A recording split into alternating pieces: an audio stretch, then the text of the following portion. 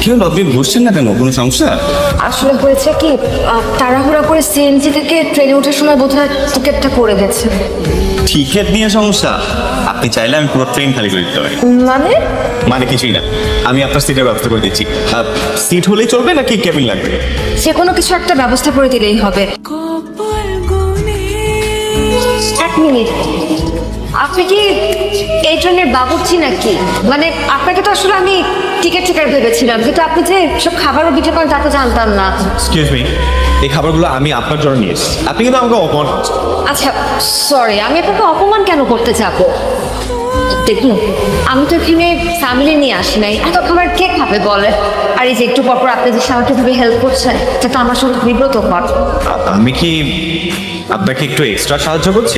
আপনার কি মনে হচ্ছে না আপনি আমাকে এক্সট্রা সাহায্য করছেন? সরি। আচ্ছা হ্যাঁ, এনেছেন যখন আমি খেয়ে দেখি। এটা কাটে? এটাই গান। খাবারটা মজার আছে। তাই না? আপনাকে আমি বলেছিলাম না যে আমাদের কাটলেট কতটা মজা?